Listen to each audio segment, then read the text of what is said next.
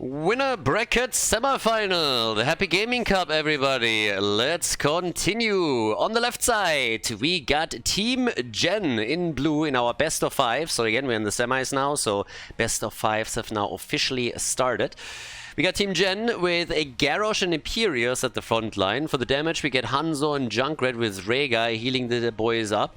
Over to the right side of the map, Team Reverse playing currently. So pretty much this is Team RVS, and the full name would be Reverse. They asked me to use the full name. The admin only supplied me with the former initially, but we have them here on the first map of the series with Murden and Blaze at the front, Sylvanas and Li Ming for a bit of poke, and Lucio for them heals. To put a little bit of context to this, as already explained, the Chinese Heroes of the Storm servers are going to be shut down this weekend. Blizzard, there was some political stuff, some licensing issues. Generally speaking, they're shutting down all of the gaming servers Blizzard does in China. Now, the Chinese server is different from the Asia server. So the Asia server is where everybody else is playing, including Korea and Taiwan. But China, they had their own dedicated server, and that one is being shut down for the reasons mentioned before. Blizzard giving up on that, and therefore this is a little bit of a goodbye tournament. The Happy Gaming Cup that's being hosted here. We have a couple of Chinese players, Korean players in this tournament as well, as we already explained in some of the previous rounds. But for now, it seems that both of the teams are in our first game of this best of five. Pretty aggressive when it comes to lane pushing. So we had some aggression topside and also down here at the bottom of the map. Interestingly enough, the side lane is now taken over by two damage dealers. So normally you would expect Blaze and Imperius to fight it out there. But since we have these continuous rotations going on, those two are still at the bottom of the map, where two heroes are left for the blue team to help out Imperius to claim this camp. Now it will eventually result in each team taking one of those siege camps. But yeah, the normal 4-1 split has been shifting a little bit because the teams are pressuring structures so heavily, and that's of course especially true since the red team is running a Sylvanas here and was hoping for some early game damage. But yeah, the semifinals, so we're gonna have a bit of a look on who's able to make it. We had some interesting quarterfinals, some of them pretty one-sided. There are definitely a couple of favorites that are expected to make it into at least the winner bracket final, if not the grand final then. But yeah, we'll see how things develop here. For now, the pressure at the top side continues with Sylvanas' help. They're now trying to take the second tower down too. First one is already eliminated. Nice move against Sylvanas, but she still had the wave, is able to get out, doesn't get Hanzo'd here, so can survive. But that was at least a bit of an adrenaline push for her. And that could have been backfired. So Hanzo with a pretty smooth move here in an attempt to take her down. But again, the objective gets announced in another 5 seconds, so the teams are already starting to work on their bruiser camp to make this one happen. I'm actually very happy that in the Chinese scene we still have tournaments like this organized. China is one of the regions that we haven't really heard a lot about, and one of the things obviously that is a little bit of an issue is also to include them in any competition. We had at the International, the Heroes International that we hosted in Miami in October, where we had teams from all major regions at an offline event. We were still missing a Chinese team, and part of the reason is simply that it's very tricky to get visas for China, especially these days when you're hosting an event in America, for example. So it makes it a little bit tricky to get China involved there. The dream would, of course, be to repeat that with Chinese involvement. But already we released a teaser a couple of weeks ago that there will be a Nations Cup that is held in Europe, and that Nations Cup could also be very interesting. So more information soon TM. Still a couple of details that need to be ironed out there, but for the Europeans that wanted to attend an offline event, there will be an opportunity to do exactly that. So if you weren't able to make it to Miami, then you might have a chance here. Murden, on the other hand, he doesn't have a chance. He gets bounced around from the left to the right and the right to the left, and then immediately gets dropped. The team still fighting for the first one. Nice coordination also with the topside push of the bruiser camp. This one is doing a lot of damage on the fort. So not only did the red team barely, with 296 hit points, get the immortal, but they also have now done a lot of damage up at the top, where they dropped the fort down to 50% HP. So very, very nice start for them. If they're able to do some damage down at the bottom of the map, it could really go a long way. The only advantage that Team Gen, the blue team, has is that they have level 7 a bit faster than their opponents, and that helps them with the extra talent. Hanzo finally locked in the first stat on his simple geometry. It was at 0 until just a second ago. But now with the help of Sylvanas, this push at the bottom of the map is of course so much more dangerous, and they should be able to take that fort down. I don't think this is going to be a problem for them. We have by now also Calamity on level 7, so another damage source for Li Ming. And with the first fort destroyed, the Immortal is still doing some work at the bottom of the map, but everybody else is rotating towards the top to try and take another fort down.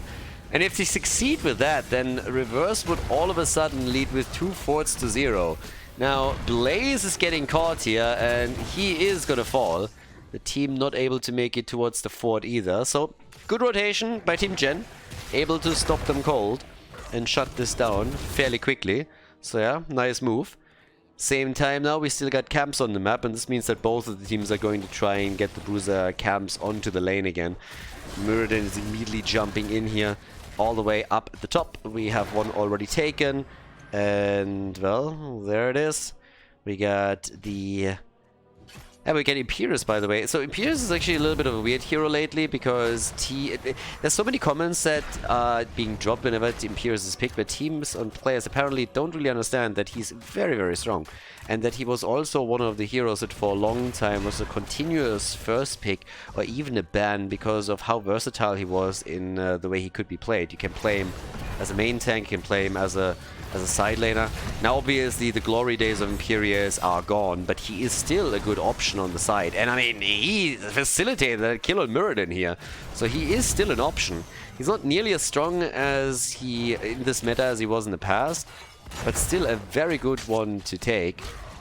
Now there's a couple of picks that we've been talking about in regards to this tournament, just in general, and Li Ming is another one. You basically only see her on this map these days, when you're talking choo-choo. Just catching that. I like the color coordination too. But yeah, so it's going to be interesting to see if Li Ming will be played later on different maps too, because that's something that we have seen in this tournament a few times now. And in the Western scene at least, if you see her at all, which is rare these days, it is on this map. The teachers try Calamity over there. Alright. But yeah, with that we now have a focus very quickly onto the red team's Immortal. So both of the teams are currently trying to at least win the halftime show. And so far so good, I'd say. Sylvanas at the top, a little bit afraid of a rotation that's going to hit her. There we are. But alright, so with all of that we now have the push for... I mean, honestly, for some reason the red team is more interested in taking the top fort down than they're interested in winning the Immortal, and this is just flabbergasting to me. Sylvanas gets the fort, so this one is destroyed, but I don't really understand why they gave up the Immortal. I don't really think that they had to. This is really a bit strange.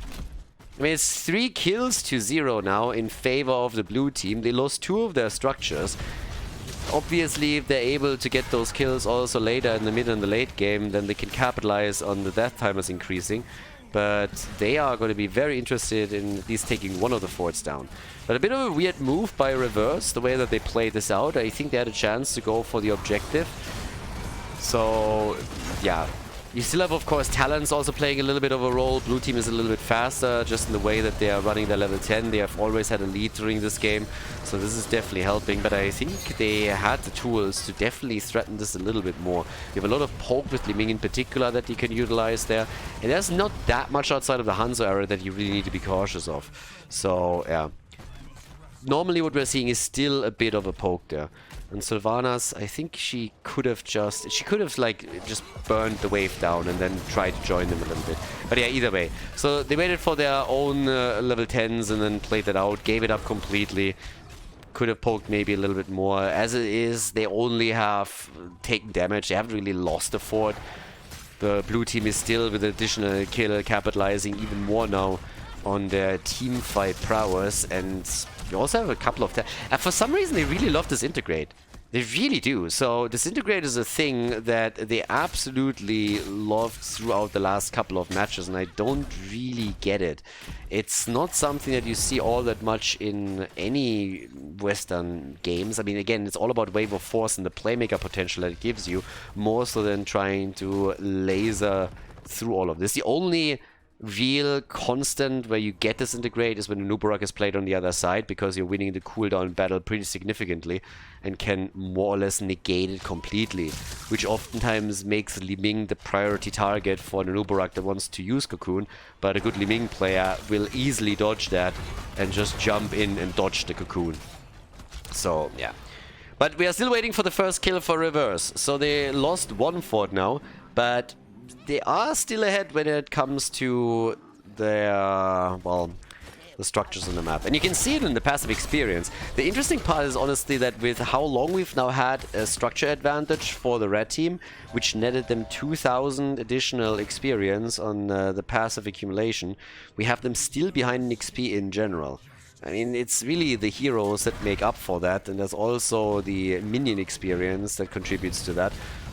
Objective is up again, and once more we're looking at the same situation that we had around the last objective. There was 10 versus 9, now we have 13 versus 12. At least this time they're picking up their next talent a little bit sooner. The problem is that Mirrodin is dead again, and that's kill number 5. That arrow goes nowhere. And without Mirrodin, they won't be able to do a whole lot here. So it is again the halftime show victory for Team Gen. And they're looking better and better here. I mean, this game started with the Sylvanas pushes really doing a number on the blue team, but now they are just getting kill after kill and fully capitalizing on all of this. So now we have 6 kills to 0. They can go for the objective again. They gotta be a bit careful with that camp that is pushing through the top lane. That was already a problem earlier. But yeah, it is a bit bonkers here.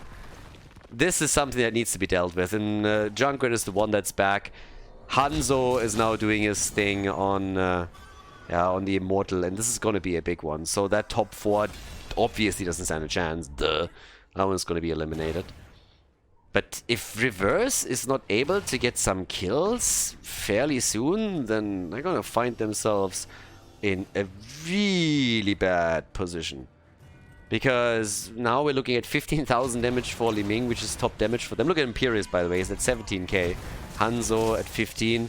Poker's already started here. And this fort is gone.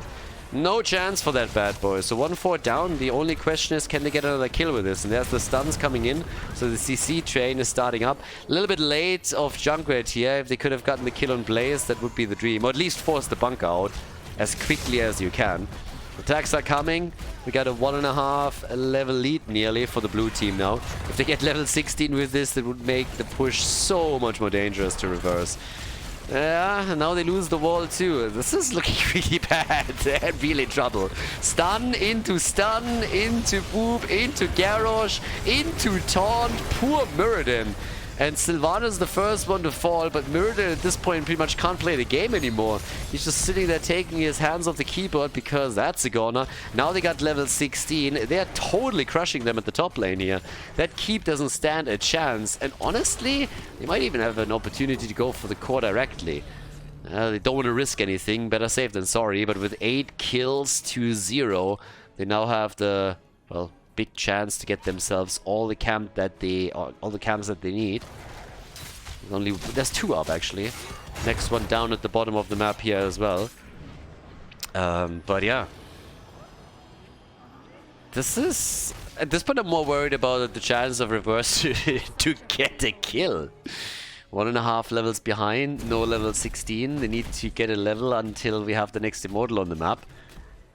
Can they do that? I mean, honestly, I think they should be able to, but they're definitely in a very defensive position now. When is the camp coming up? 30 seconds? Yeah, that could be stolen for sure. So I like the approach of Sylvanas early on, and it really helped them to take structures down. But now it is just turning completely on them. And 1.5 level lead still for Team Gen. They are way ahead in this encounter. And with the Immortal spawning in 30 seconds, they're just looking absolutely stellar here. Poking down the wall. Top keep has been eliminated, so now you have catapult pressure there too. And at the bottom of the map, yeah, Li Ming. One of the problems with this integrate is that you self-stun. So you're very stationary while you're using it, and that makes you a priority target for any kind of CC. There's obviously other issues with the talent as well, or with the ult.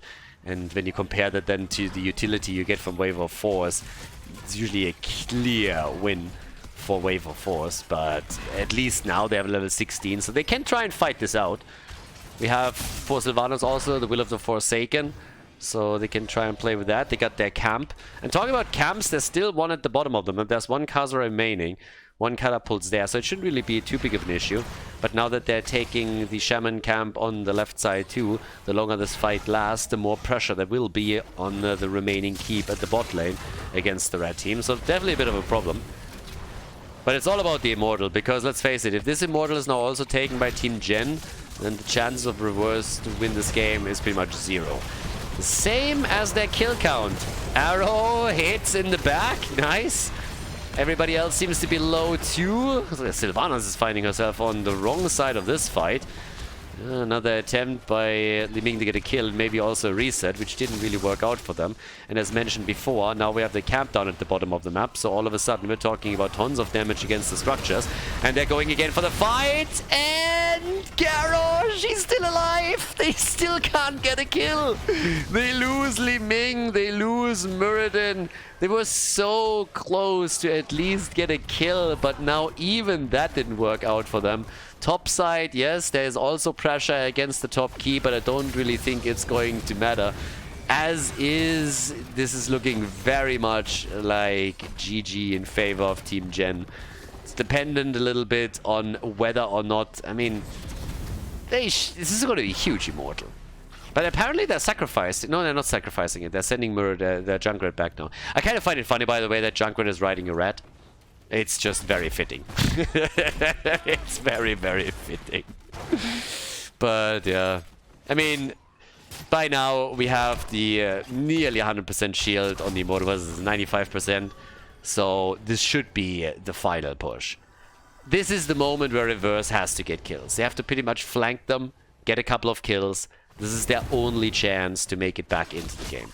If they can somehow execute that, then they have an opportunity to at least gain a bit of momentum, and who knows, go through one of the keeps, maybe the top side. But from everything that we've seen so far in this game, this seems like a very slim hope. 39,000 damage for Junkrat. Li Ming is sitting at 27k right now in damage. Stormbolt, alright. Used against Imperius as he came in for the stun. Blaze missing the target and then being forced to drop the bunker. And Lucio gets taunted. Big arrow and the kill. Make it a double, baby. Nobody wants to die first. The first one to die on the blue team owes the rest of the team a crate of beer at least. Yeah, Muradin is dead, and that's a triple.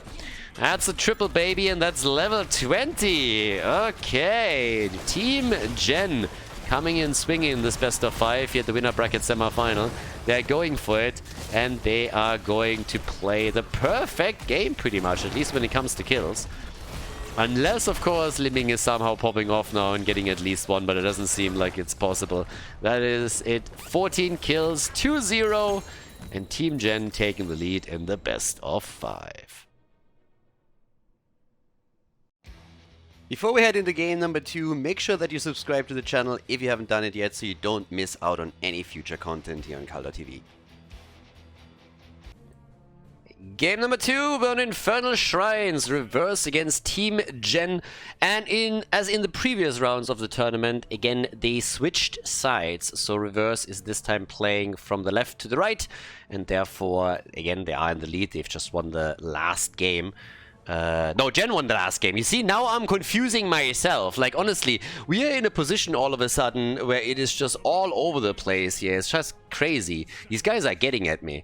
I was just talking a second ago how they're just always trying to figure out if I pay attention or not. And I kind of did and flipped at least the players around, but now I messed up the score. Now it's correct. So what you're seeing right now on the scoreboard is actually correct. So yeah, kind of fooled myself here for just a second.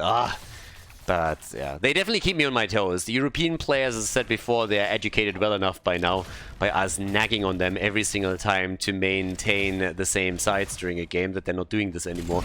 But over here in the Chinese tournament, this is a continuous thing. So yeah, either way. So we got Reverse on the left, we got Gen on the right. Gen played the first map in blue, and therefore they have the lead. Now we get the auto attack Vala again, this time with the single support here. So we've actually seen this quite a lot. In this case, I would have expected her to go for multi-shot since we are on Infernal Shrines. The auto attack style, totally fine. I mean, again, one of the strongest builds that you have with Vala. But normally, when you're playing it, you want your Vala player to be supported by 2 healers. And that's not the case here. So apparently, they're totally alright if Vala is going to die a couple of times. If you're just looking at their lineup in general, they're playing this with Tracer and Vala, which is pretty uncommon. So they're totally fine to add 2 auto attackers into the mix here. Whereas on the other side, we got Tigers, we got Greymane, and also for the defense, we got Tyrael and Blaze. So it's actually a bit of a wild combo. If anything, I would have expected some of those heroes that the blue team is running on the red team side.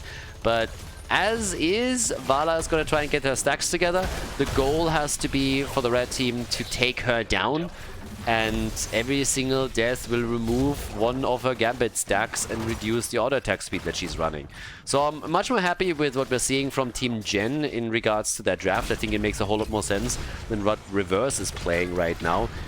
That lineup doesn't make as much sense. So I don't really see the strategy behind the draft. Normally when you're going for Nuburak, you want to go for a dive combo. You are following it up with additional stuns. You want to have somebody that brings in a little bit of burst damage as well. They don't really have a whole lot of that. They are looking for sustained fights with 2 auto attackers. And those are usually the ones where you want to have a different front line. So the way that they are drafting for this map, it's a little bit strange to me. Whereas on the other side, you have Team Gen that combo Greymane with Tyrael and also with Blaze, which makes a whole lot more sense. Tyrael can, with his level 7, really assist Greymane with a lot of the damage. The Sanctification can help you too. So there's definitely a lot of good arguments in favor of Team Gen right now when we're talking about a victory in game number 2. Especially since they're also running Tychus, who with Odin is of course one of the main sources of damage. A really good choice for this map in particular. But yeah, time will tell.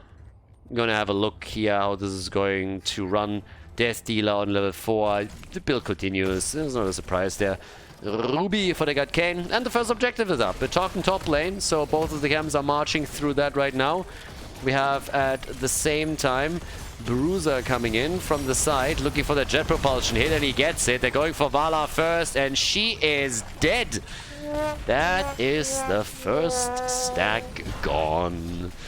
Yeah, again, not really the biggest fan of the draft here, but who knows, maybe they have a chance to prove me wrong. I mean, they have a chance, but it's not really looking good for them in the first fight. 2 kills to 0 as Team Gen is proving to be a little bit superior. Yeah, there's 16 kills to 0 now, considering both of the games that we've seen. It's a pretty big lead in kills, but the fight isn't over yet. Blue team still thinks they have a chance here. Leo, of course, respawned on site, which is always nice. Tracer is also dead now, so yeah. And Vala is playing with the camp that is pushing, so that's not really what you're normally trying to go for. But in terms of stacks, they're still fairly similar. Vala, she came, she saw, she died. Veni, Vidi, Vici. 2 stacks lost to Vala, and the first objective isn't even claimed yet. She's at 30 stacks. This isn't looking like we're gonna get value out of Vala in this game. So 4 kills, 2-0. Team Gen, they blasted through the quarterfinals, and now they are trying to reach the winner bracket final here right away. Yeah. I mean, of course, when you're talking about any tournament bracket, this is what you're usually getting. There will be team... normally it's like the semi-finals and the final where you have the real top team starting to face off against each other. But the blue team is definitely struggling here. So Team Reverse... I mean, then again, maybe they're just a team, you know, that likes reverse sweeps. It's in the name. They're going 0-2 and then they're turning it around with a 3 to victory. Time will tell. It's, by the way, a pretty dangerous push because it's also a frozen Punisher. So level 7 talents are in. Tracer. Oh, Lucio. Yeah, he just lost the bet. Lucio died. The first kill for Team Reverse in these 2 games. So yeah, Lucio, first of all, reported for feeding. I mean, clearly that's a report. And second of all, the next round is on him. So yeah, the next time that they're going for a few beers, he has to pay. 100%. You can't just like die like that. No, no, no, no, no. First one to fall always has to pay. But yeah. So, we have level 10 incoming for Team Gen. Vala still trying to get some stacks together, I'd say, but 30, not really that great. Tigers, just yelling around here. Skin game is a little bit weak for him. Ooh, Greymane go. Oh, hello team, look at that. We're going YOLO. Judgment. Alright, no real follow-up. I guess Greymane is going to be the follow-up. They're invading the camp, they're taking it too. Can't fight against level 10. So, me likey. To be fair, against what's being played on the other side, this is gonna be a little bit easier. There's no proper cleanse for Deckard Cain. Nubara could play with the Cocoon maybe a little bit, but especially Vala is gonna get dumpstered on if Tyrael gets a straight shot at her. So, this is actually not too shabby. Master Assassin on level 4, 4 stacks for Tigers. Again, this is not something that you take to get the stacks, it's something that you can take for the passive. But if at any point you're able to complete the stacks, then obviously it's an even bigger benefit. So yeah, Tyrael going for the YOLO here. Kinda like it. I mean, we've seen this also on the Western meta. Especially Nick loved to play that. More so on a side lane Tyrael than a main tank. But it's pretty cool when you see that bruiser style. And he actually goes for it. I talked a little bit earlier about how he could assist Greymane here with his level 7, and he doesn't do that. Instead, we're having him play Purge Evil. So it's really looking a bit more like the bruiser style that we're used to from Nick than a main Tyrael build. Technically, you have two frontliners that he could play as a main tank. We talked in the past about how Blaze evolved a lot ever since he was released. Initially, a lot of the HGC teams were attempting to play him as a main tank and kind of failed, but then he was changed. There was a couple of teams that tried him once or twice. Dignitas, for example, played him in the game and they won with it, but they all said like, yeah, this isn't really working the way that we want to, and then they stopped it very quickly. But Blaze got changed, and one of the main things that got changed is that his wind up on the jet propulsion got significantly reduced, and that allowed him to be played in the main tank role a bit more often. Mainly Lauber on the European side a couple of times, but it's not really a very common thing. Happens every now and then, but not too often. They still got outside of the bunker, of course, also like Tyrael's shield that they can play around with. Shrine activating, experience very much the same, and structurally there might be a bit of a lead for Team Gen, and now as they're going through the top, they are sending their camp to take the fort down. So this could definitely happen, always assuming that the fight is going to focus here on the shrine itself. Tyrael going for Vala immediately. He might have had a chance to go even for a kill down here against Tracer, but as is, the Cocoon on Lucio gets burned down. They get level 13, both teams do. Top lane, I think this fort is gonna fall, unless they are sending somebody topside, and doesn't look like it. So now the red team has control over the shrine, also with Odin.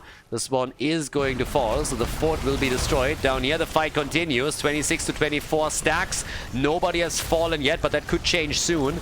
Oh, Blaze is so low, and Bruiser goes down. Blaze eliminated. Tracer with the kill. The top fort has fallen, but the blue team gets the objective. Nice. So they came in and they took the Mortar Punisher. Now the bait over the wall is going to be crucial here, and yeah, he was trying to bait him in. That didn't really work. Now the gate is already gone, so it makes the defense a bit more difficult. Very nice pressure from the blue team. Definitely trying to capitalize on this now, even without Lorik, who moved towards the top to deal with the camp. But here we are. So they are nearly taking this one down. This is insanely low. So job well done. Much better from reverse than I expected. Gotta admit. Regarding the damage output, 27,000 for Tracer. They're trying to take the camp, and actually they might get it. Tyrael again into the back line here. Uh-oh, Greymane is low, so is Tigers, and there's the kill after the Entomb. Stacks are coming together. The camp was also taken by the blue team, and now they're starting to follow this up a little bit further. I gotta say, guys, this could backfire for Team Gen pretty quickly. I said at the early game that I really liked the draft for the red team and that I was a bit skeptical about what the reverse is doing, but that was always under the assumption that Tyrael would go for Sanctification, which would help Greymane And the level 7 talent would have helped him too. Now Team Gen is all of a sudden starting to lose out in these fights because they don't have as much sustain as they think they have. And they can't get the kills as quickly as they probably believed they could. We've seen them a little bit disconjuncted when Tyrell made his approach. He tried to go for the backline with Vala, but nobody followed up on it. And if they don't get the kill with Judgment, then a little bit in trouble. As I said when he picked it, normally when you go for Judgment, you want to have an immediate follow-up. And if he moves too far away from Greymane, Greymane can't go for it and use go for the throat. So this is maybe a little bit more dicey than they expected. Reverse all of a sudden has a chance here. No sanctification on these fights makes this a little bit more difficult. So the entire level behind. Obviously Team Gen has proven in the last game already that they are quite strong, but they are... I mean, they're taking fights right now that they don't really need to take, and they're losing Greymane again. That's 4 kills to 4 now, and the blue team is going really ham all of a sudden.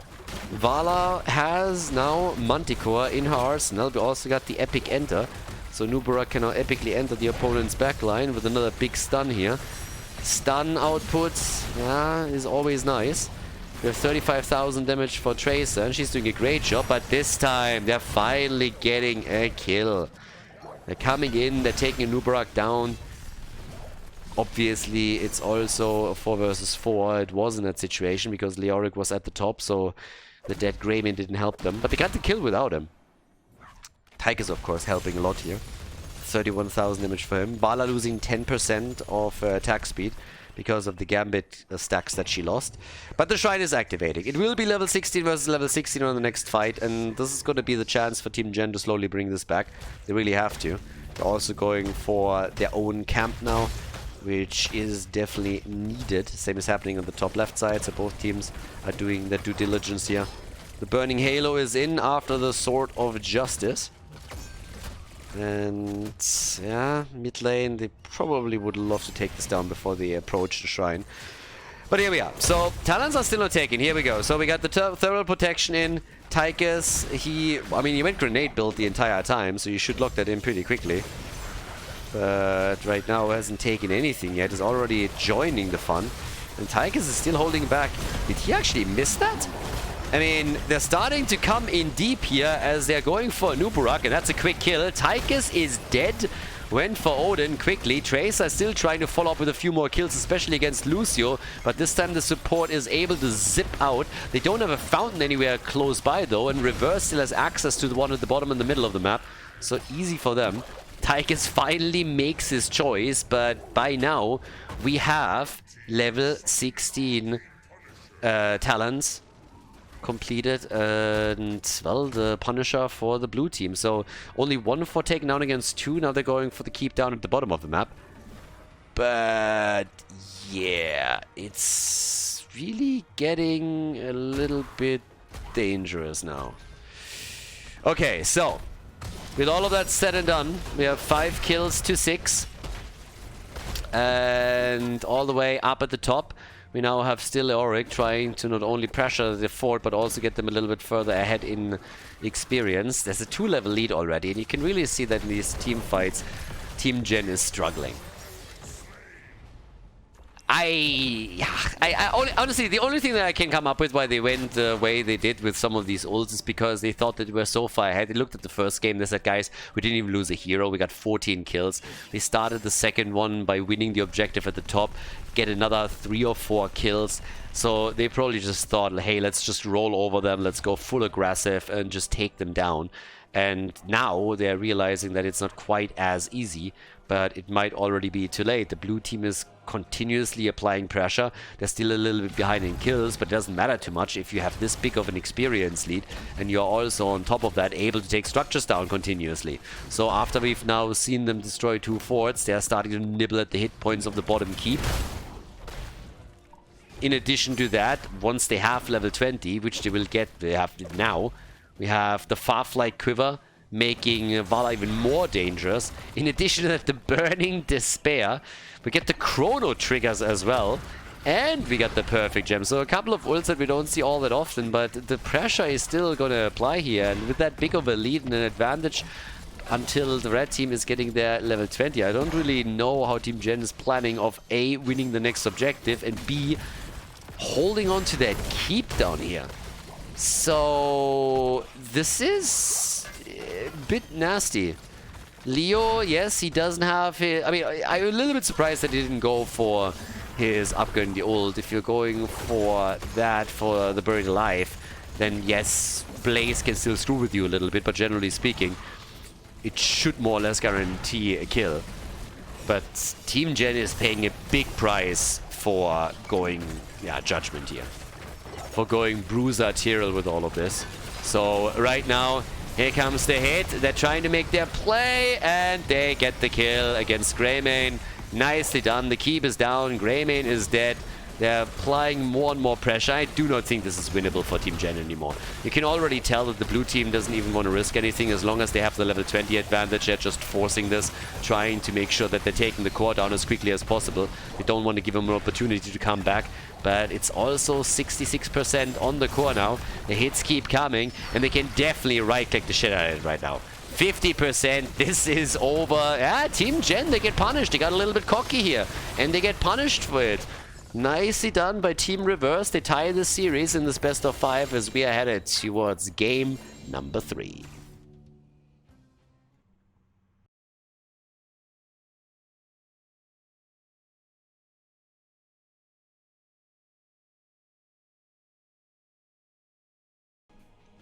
So, apparently, Hanamura is a thing in the map pool of this tournament. Yeah, China's going wild on us. On the left side, we got Team Gen. Again, they swapped sides again. This is probably going to be what's happening throughout the entire tournament, that every single time from one map to another, the teams switch sides. So, not only do they try to keep me on my toes, but they're also making this a little bit more confusing. So, my recommendation would be pick a player from each team that you identify with the team, and then, you know, like, that helps you a little bit, since these are teams that most of us are not really too familiar with. But now we got Team Gen on the left side. They were the team that played the Tyrael with Judgment on the second map, and it kind of backfired a little bit. I really thought that draft had quite a lot going for it, as long as they picked Sanctification, which they didn't. So, yeah. Team Reverse, they are trying to flip this on its head. And they just locked in a very solid victory on Infernal Shrines. So now that we are on Hanamura, things will be interesting, but they start the same way that all of these games did so far, with Reverse losing one of their heroes. So, the first map, it was a little bit of a stomp. The blue team won it with 14 kills to 0. Now we are on the third map of this best of 5 in the winner bracket semi-final. And yeah, well, the party continues. Now, Hanamura is always kind of interesting. Mostly it's about a Sentinel camp. I mean, a Sentinel camp is one of the most important things that you can possibly get on this map. This beast is just crazy. And both teams make an immediate beeline for the position to try and take it and ensure that the opponent can't walk away with 2. But when the payload is coming in, we'll see if they're focusing on the objective or how exactly they're going to play this here. All the way up at the top, well, we got Rain going up against Bruiser here. By the way, for everybody that is also wondering why exactly we don't have a draft, that question pops up every now and then. So generally speaking, every single tournament that I cast live, you will have a draft. There's some people that think that for some reason I cut it out and I don't show the draft in the games, especially people that watch this on YouTube. That's not a thing. If there is any kind of live cast in the tournament, I always include the draft, but Blizzard doesn't save draft information in replays, so whenever we cast an event from replays, then the draft is not included, and this is exactly what I'm doing here. Because this event is held on the Chinese server before the servers are being shut down in China, it's a little bit harder to access. The Asian server, you can pretty much just select in the launcher and go over there. For the Chinese server, you need a special account. The starting times are also pretty bad for the Western audience, so therefore this is all casted from replays. All of these games have taken place within the last few days, most or even today, and it's pretty much the admins just giving me all of the replays as soon as the games are done right away, so big shout out to them. And we're bringing you a little bit of the Chinese meta here, but just so that you're aware why you're not getting the draft info. we have on level 4 Tigers going for the stacking, so they're going for some auto attack. I like the Maiev pick, by the way. Maiev is one of those heroes, every time when she gets picked, you know that the game is going to be aggressive. Because Maiev is going to try and go deep, get those tethers connected, and try and open up some kill opportunities for the team. So I will keep an eye on her. In regards to builds, Tigers with his level 4, you want to stack heavily, and you should stay close to a hero that can help you with a stun to set those kills up, or at least Maiev, who then can just start to tether this through. A little bit of a 5-man here on the objective. Nice jump by Mirrodin, so they were trying to contest the camp, but they were just a second too late, or they could have been a thing. And here comes Maiev, there's the tether. Tigers, out of the last minigun, he only got a single stack.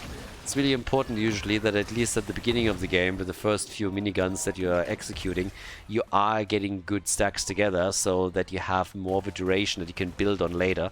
That will help you to exponentially increase the minigun duration. Rel is already jumping in deep, but nobody's really screwing with this just yet.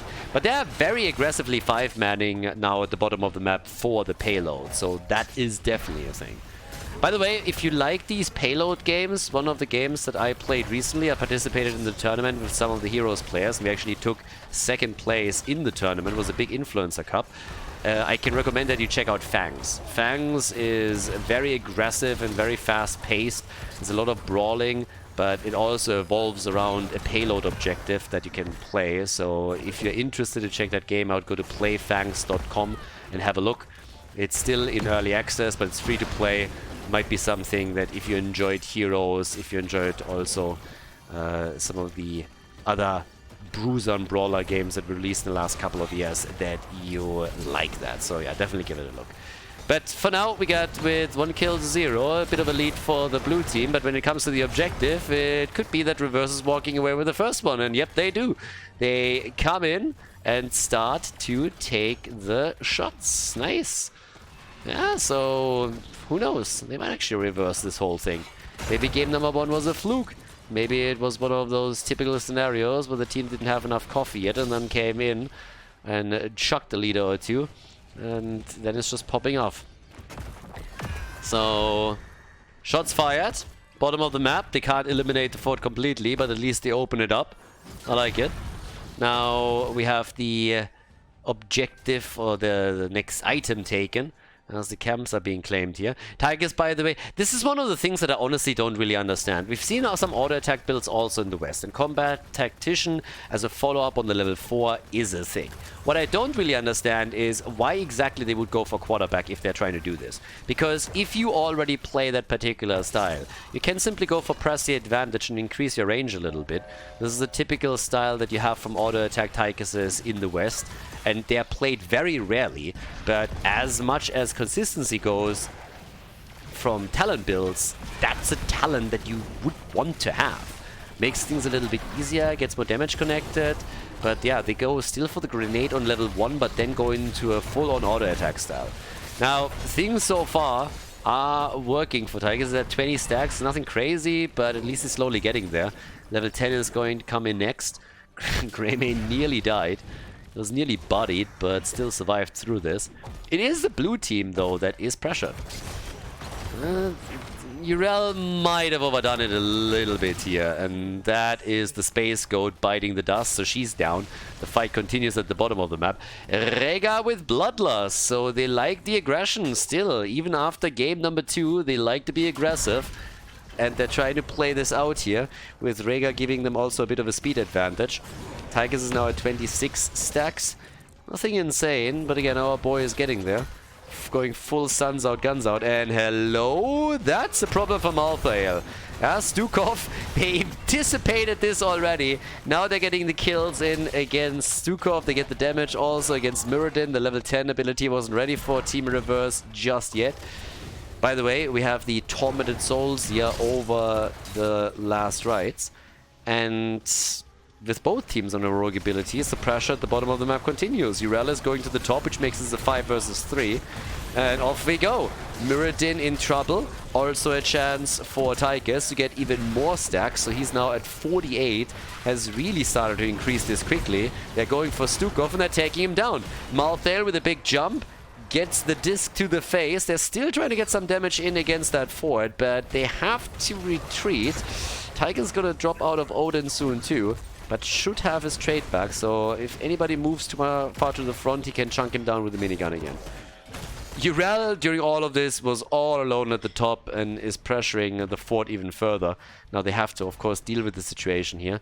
But in regards to teamfight victories and kills, it's more or less the same picture that we've seen at the beginning of game number 2 and especially in game number 1. 4 kills to 0 in favor of Team Gen. And yeah, 1 level between the two teams. And Tigers is really starting to become a little bit dangerous here. With 48 stacks, at 8 minutes in, if they have more teamfights around the objective, then he could become a really big problem for Muradin in particular.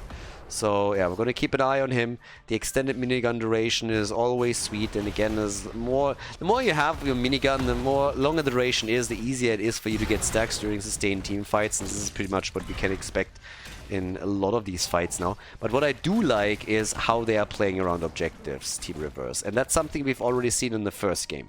Now, it didn't really help them in the long run, because as death timers increased, every single kill that Team Gen got helped the team more. But right now, that's first fort gone, the second one is very low, so structurally they're pulling further and further ahead here. Now, we still got a couple of camps on the map. The payload is getting attacked here, but with level 13 talents now in their hands, they could try and force this again. The rotation of the red team is again aiming for structures though, and they're getting another one here. So they're coming in pretty quickly. Tigers leading with the overkill. Yeah, should be able to get his trade through right now. And yep, they're getting more stacks for him. So they're getting the auto attacks through. Nice. And they nearly killed Muradin. He barely makes it out, but the one that doesn't survive is Malthael. The aspect of death is deaded again. And they are not stopping there. They're hoping for another kill with Maiev engaging, starting the tether, coming in once more. And here's Tigers with Odin. The wind-up, making sure that he couldn't really contribute to a potential kill, but he can still siege up at the top wall, and that's what he's doing right now. The red team, on the other hand, is again splitting Urel off from the rest of the team and trying to push the side lane. So it's 5 kills to 0, and the payload is controlled by Team Gen. But at least there's continuous pressure on a macro level from Team Reverse. So it's an interesting strategy that they're running here. I'm just not sure how much they can really do with this. And now Muradin jumping in the way that he did just allows Tigers to get a few more stacks together. Up to the point where he dies, but so does Muradin. Rega got wrecked though, and that's the first 2 kills for the red team. And they're hoping for a third. They're going for Maiev, who gets saved by Garrosh, who in return gets killed by Greymane. Maiev makes it out, and the top fort falls. So this game again gets flipped. 6 kills to 3. Guys, this is a really weird series. I mean, again, imagine, like, game number 1, what happened? Game number 1, Reverse got lit up. They got murdered. Absolutely murdered. Team Gen went through them like hot butter through cheese. They didn't leave them a single opportunity to get back into the game, and they murdered them. Absolutely murdered them. Then game number 2, it seemed, at least from an outsider's perspective, as this Team Gen got a little bit cocky after dominating the early game again, went into into Judgment over Sanctification and got punished because they didn't have the sustain in the team fights that they needed, so they lost the game and were forced into this. Now in the early game of game number 3, we saw the same thing again. 6 kills to 0, dominant team fights by Team Gen, lacking a bit on the macro. And then afterwards, well, it's now Team Reverse, once more, ahead in structures because they are just better on pushing lanes and rotating properly towards them. But as kills are coming in as well for Team Reverse, they are pulling ahead. They are ahead in experience, they're ahead in structures, they're still behind in kills, but things are looking pretty good for them. So, yep, there it is. Now, either way, if the blue team can get their kills back, I mean, it's another potential payload that is now starting to shoot against the first keep. So, this is starting to get dangerous. Yeah, and yes, they get it. Damn! I'm telling you, Reverse, they must have lost the first map intentionally. They're like, guys. keep it real for just a second. We're called Reverse. We can't just win the game. We can't just win the series. We're gonna come in first, lose a game, and then reverse it. That's why we called ourselves that. Game number 1, we play like drunk sailors. And game number 2 and game number 3, we're still slowly ramping it up and I'm gonna play for real. That's how we do. So, well, maybe they can pull it off, who knows. But if I'm on the blue team, I would be pretty pissed at this point and definitely try to change this. Yeah, you don't want to fall behind here, not like this. They get the tether, but they miss the jet propulsion. Muradin jumped in. Tychus, I don't think he got a single shot off. He still has the main gun. No, actually he got one. Okay, so here comes the overkill again. There's also Greymane moving in at the side. And that's a kill and that's a double. What the hell? Team Reverse pulling it off. Garrosh and Rega are both dead. So is Blaze. The Orcs are going down. And the rest of the team is not faring any better. Tychus gets eliminated. They're looking for the 5-man wipe nearly. Greymane is a bit low and is barely dodging out here, but it seems that they might still get the kill on Maiev. And yes! Muradin! Alright, baby. He's coming in big time and taking him down. Now, that is the first keep that has now been eliminated. Get wrecked, Urel. And they're actually going for the core. Now, that might be a little bit ballsy because both of the Orcs are back now. They're definitely getting damage on it, but can they take the entire thing? I'm not so sure. Because this is a 4 versus 3. It's going to be a 4 versus 4 in a moment on the core. So, Rega is the first one to fall. 30%. They can't win this. This is not winnable right now. They definitely overextended a bit. I would have loved if the blue team would have just focused on Greymane a bit more since he's the main damage dealer on this. So they are losing 2 of their heroes, but they dropped the core down to 27. Hey, I'm still calling worth. They might not have been able to finish it. They might have lost a couple of heroes here, but I am still calling worth of that. Now, Urel falling is definitely a little bit of a meme. That shouldn't have happened. She could have retreated there. But still, this is a huge lead now for Team Gen. So, yep, that is it. Now we got 8 kills to 9. And the blue team, they need to get their shit together. This is the only way how they can possibly try and bring this back now. Just a quick reminder, they haven't taken a single fort down yet.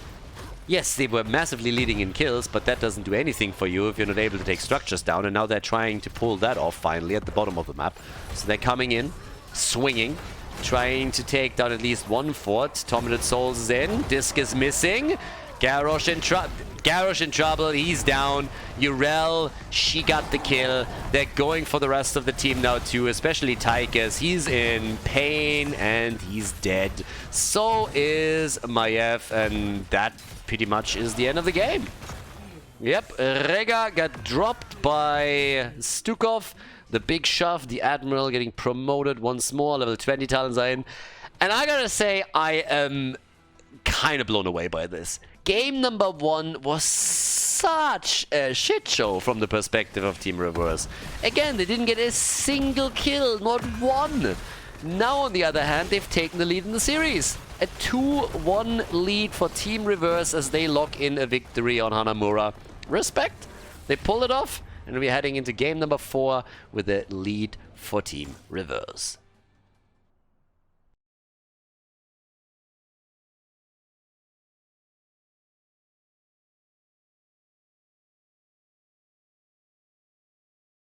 Tomb of the Garden Curse, everybody! Reverse against Gen, game number 4. So, very unique map. You have to gather curses, seeds, sorry. And then when you have enough, you're spawning Webweavers. Garden Terrors, my bad. It's a very unique map that is totally not copied together from 2 other maps that we have in the game. But yeah, once again, Blizzard just like exploding with innovation over here. One of the biggest maps in the pool, Reverse on the left. Yes, they swapped sides again. We got Gen on the right, and let's go. And for once, we have the new hero in this game. Look at him, the latest release of Blizzard. It is Hogga! Woo! So fresh, so new, so awesome. So, let's check this one out. So far, reverse. I mean, again, they actually reversed it. They were behind one map, and now they are in the lead. I still can't believe that we're actually here. We got a Jaina in the game as well. So they go for Jaina and for Falstad together at this point. Whereas down at the bottom of the map, we have our boy Hogger doing his thing. We got the rotation of Falstad and Lucio towards the top right now, as they're trying to make a little bit of a move. Mid lane, it's a trap! The Admiral Akbar moment right here. Genji is not falling for it though, so yeah. Yeah, on the right team side, we now have Dehaka and Muradin trying to go for our boy Rega over here. With Tychus adding Genji on the damage output. I mean, this is match point, so this is a best of 5. If Reverse is able to lock in another victory, then they are taking the series and move on to the winner bracket final. So Team Gen definitely has to step it up now. So far, they've dominated every single early game with kills. I mean, every single game that we launched here in this series started with Team Gen taking early game kills. Maybe it is just all a strategy, it's all a trick, it's all part of the master plan. Reverse coming in with the IQ to 100 plays, just inting heavily at the beginning and then, you know, turning it around when the opponent thinks that they are superior. But they're pushing through the bottom of the map now with the camp, and obviously having somebody like Hogger but also Jaina on your team is great for this map, because this is one of the biggest maps in the pool and it has by far the most mercenary camps. So this is really good for the blue team, because the more camps they can control, the more pressure you can put onto these lanes. And Hogger is doing exactly that. Problem is that at least early on, they're losing Diablo, so he got a little bit too far out there. Got caught and killed, but now we have the first seed spawning on the map, and let's see how they deal with it. Jaina, obviously, with all of that burn, is also coming in. It was actually kind of funny, because the other day on the Heroes of the Storm subreddit, somebody came in and he apparently asked ChatGPT, which is a chat AI that has been in the news over the last couple of weeks pretty heavily, that students are now using to write their essays and all of that. So it's a pretty sophisticated bot and very, very cool, but also has, of course, some limitations. So one of the things that happened is that somebody told the bot, hey, write me a guide for Jaina, how to play Jaina. And I want to say the one thing how you can pretty much describe anything that the bot writes is, sometimes it is just, it sounds like really well-written nonsense. So with Jaina, it starts off and tells you that Jaina is a mage that relies on burst damage, only to just later explain to you how Jaina is very well known for all her sustained damage that she brings to the table, and also messes up her Ring of Frost ability and calls it Frozen Something, apparently an ability that is found in League of Legends. But it was kind of funny, so now seeing her in the game, it kind of reminds me of that a little bit. Was pretty fun. So if you haven't seen that thing yet, might be something that you want to play around with a little bit. It's definitely going to be Skynet. It's not going to kill us at all, guys. It's not the beginning of the end or anything like that. But yeah. Nice kill there for against Tychus. But I gotta say, AI is actually getting quite scary. So that chat GPT thing is pretty good already. Then you have a lot of AI now that is doing art, and a lot more coming in with also these deepfakes. If you haven't seen the Morgan Freeman video deepfake yet, then I encourage you to go to YouTube or anywhere else and check that out. So if you look at all of those things and combine them and now just extrapolate that to, let's say, 5-10 years into the future, things are gonna get wild. If you thought that the last couple of years were already wild, then yeah, it's gonna be an interesting time, I think. Either way, with our game here progressing, it's this time Team Gen that takes, as usual, the lead in kills, so this hasn't changed. Let's just face it, Reverse fucking sucks in the early game. They really do. I don't believe for a second anymore that this is part of a plan. I mean, I would say I never did, but it was a fun theory. It is just crazy how in the early game they're always being shut down here. But I've learned my lesson now from the previous few games, so I will not judge this game by those early game kills just yet, because it just seems that on the macro they're always messing up at some point. And yeah, but either way, we now have nearly level 10 for the red team, so they're pulling ahead in experience as they did before. The blue team a little bit better on the macro. We have seen not a single seed taken yet, so they're all playing around it up to this point. With level 10 in their hands, Team Gen could try to go for a freebie and now move in and try and claim it. We get the isolation over here as usual, we get the X-Strike, and they are trying to be aggressive around this, and of course they should, because, yep, that's a kill. Level 10, shouldn't fight against it. 1 down, and they go for the double. Jaina bites the dust at 6 kills to 1. And it can only be a matter of minutes until Team Gen starts throwing the game. Kappa! No, jokes aside, so I honestly am a little bit skeptical because I don't trust this just yet. Currently we have Reverse with the lead with the 2-1. This is a match point for them, and I could definitely see this going to a 5th map, especially remembering game number 1. Then again, at the same time, I've seen too many of these games now where Reverse all of a sudden reverse the flow of the game, and they are literally named for that. So let's just wait this out a little bit. For the time being, I gotta give Team Gen some credit though. They are doing a good job here. They've now taken the lead in experience. They've gotten the big kill advantage. They are diligent around their camps as best they can. And in addition to that, they also have the first seed. So we're getting somewhere for them. If they want to force game number 5, they're definitely on a good way to pull it off. But now both teams have level 10 abilities. That gives us the Horror. We also have the Mighty Gust. A little bit of a play down at the bottom of the map against Jaina, who gets caught off guard again. So that is now the 2nd or 3rd time that Jaina falls. A little Frost Lady over here, definitely feeling the pain. She doesn't have a completed level baseline yet, so there's no ice block. She doesn't have an escape mechanism yet either, which is another problem for her. And at the bot lane, we now have Muradin. No, Muradin, where's Muradin? Where's my boy Muradin? Muradin's at the top. Genji's at the bottom of the map. He's jumping around there against Falstad. Genji, he likes the chicken. Genji and Falstad has always been a love-hate relationship between the two of them ever since Genji got introduced. Genji loves chicken, so whenever he sees the birdie, he wants to go for those nuggets, come in and take him down here. We have the Haka now trying to utilize his global. This is actually another thing. Both teams are now running a global on this map. And I talked previously about how big this map is and how you first of all want to control the mercenary camps, but also the size of the map leads to macro plays towards the end when the map opens up a bit. When you have the first forts taken down. And I am personally a bit curious how this is going to play out, because right now Reverse has been, throughout all the games that we've seen so far, the team that does better when it comes to macro. But they are still getting crushed here. And they're making just so many small mistakes that lead to kills, which is like, a bit doubtful. But if I would have to pick one game that just did better with rotations and with lane pressure, then it was definitely Reverse. So, yeah, maybe in the late game, we can again start to turn this a little bit, but for now it is the Team Gen show.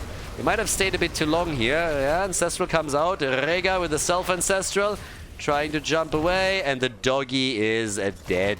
Finally another kill for Team Reverse. It's only the 2nd kill that they picked up in this. It's 2 seeds to 0, by the way. So this is an opportunity for the Garden Terrors. It was funny when Trixler, when he casted with me the other day, explained that initially, I mean, Trixler in the past worked for Blizzard and was a community manager, especially at the beginning of the Heroes of the Storm development. And apparently in Alpha or Beta, internally, they were called the Garden Horrors. And then if you talk about Garden Horrors all the time, it has a little bit of a weird ring to it. So yeah, these are not prostitutes, so Garden Terror it is. Yeah, not as horrifying. It's kind of funny to get some of those stories every now and then. It's one of the reasons actually why I'm really looking forward to Stormgate, because I'm pretty sure that I can convince Tim to pick the game up as well and then cast new emergent esports together with him. Sometimes is going to be fun. I mean, he's obviously going to still focus on his own channel and his variety gaming, but having an opportunity to maybe a bit more regularly cast with him in an esports game is going to be pretty cool. So yeah, very much so looking forward to Stormgate and what Frost Giant can do with that. And you can definitely expect content for that. But yeah, as we are still focusing here on heroes, we now have a situation in which at least one seed got picked up by Reverse, but the next one has already been announced. And here's the bad news for the blue team. There's level 16 in the hands of Team Gen. So, well, there it is. The talent advantage just as they're fighting for another seed. And the big question, of course, how will the blue team deal with this? Are they allowing the seed to be taken? Do they play around it, interrupt until Hogger can get enough experience in the bot lane to help them with the fight? How is this going to play out? Choke point, you got to be careful around that. Genji is already waiting here, always ready to nibble a little bit. The double attempt at a channel. Hogger going for the bottom fort, and Team Gen really wants this objective. But Lucio is diving in deep, interrupting it. So this is going to cost them a fort for sure, and it doesn't seem like they're able to do anything. No, they failed to get the seed. The bottom fort is about to fall. As long as they don't get a kill here, this is actually a huge win for Team Reverse. Yeah, they're going for the barbecue too. Reverse is all of a sudden just crushing this here. Not only did they force out the Ancestral, but they got value at the bot lane. Took structures down, 3 kills to 8. If they can win this fight, this would be the absolute dream. But as I say, Diablo falls. He had the soul stacks though. And hello, Rega is dead. So is Jaina. Maybe they can get another kill here. Oh god, with a big pog. Taking Muradin down. Everybody's dead or dying. Diablo's in his way back. They're losing now Tychus after Falster was just eliminated a second ago. Big dive. Tychus down. The channels are happening again. And this camp that took down the bottom fort is now moving towards the keep. This is getting out of control heavily. The Haga doesn't stand a chance either. So now it's 7 kills to 11 and they get the seed, while at the bot lane the entire gate has been obliterated by this camp. Okay. That game flipped quickly. Even experience, only a 4-kill gap between the two teams. Structurally, they caught up. They even pulled ahead a little bit. And both teams have the same amount of seeds right now. That's kind of nuts. Yeah, again, this is exactly what we saw in so many games in this series already. And I just don't understand. Team Gen is always doing such a fantastic job in the early game, but it's really the mid and the late game where they, I don't want to say fall apart, but where they somehow just lose control. Maybe it's just that Team Reverse sucks in the early game. And then once they have their heroic abilities, all of a sudden that power spike helps them to just coordinate better. I can just imagine a coach just walking behind them and just slapping their neck and being like, hey guys, can you please focus? Like, what the hell? So now they're even pulling ahead in experience. And yeah, the bot lane fight. Oh, this could be so bad. They take the camp. The Siege Giants are claimed. The red team retreating. It's a play for the bottom keep, maybe. If they get kills here, it for sure will be. Diablo is diving deep for Rega. And with the help of Jaina, they are controlling them perfectly. Nice. Diablo died, but he died for a good cause. He also had his soul stacks together. The numbing blast over here was absolutely crucial in this fight. And with them eliminating Muradin, they're opening the bot lane up fully now. Not only that, as they're going for the keep, there's Siege Giants in the middle. They're threatening another fort. They are pulling ahead so much. It is crazy. Yeah, this game flipped within 2 minutes. Within 1 or 2 minutes, this game completely flipped on its head. Now we have 10 kills to 12. Nearly level 20 for the reverse. They get the seed. That means Garden Terrors now for the blue team. They eliminate the fort in the middle, even without the help of the Garden Terrors. And now they can push through the mid lane for keep number 2. Down at the bottom of the map, this one is going to march straight for the core. This is an absolute disaster for Team Gen. How is this even possible? They murdered them in game number 1. Even here on the 4th map, they were looking so good, and all of a sudden the entire game is falling apart for them. They're desperately trying to get level 20, which seems like it's just wishful thinking. And with the keep in the mid lane being destroyed, that's 2 lanes where they lost complete control, and where we are going to see catapults march through continuously. The core is losing hit points already, and the game could even end here. Genji was forced to go back. Guys, this is insane! The gust into the Garden Terror now too, and yes, they're pulling it off. They're going for the victory. This is a full-on reverse. The blue team is taking it with a 3-1 win as they advance as the first team at the Happy Gaming Cup to the winner bracket final. GG and well played.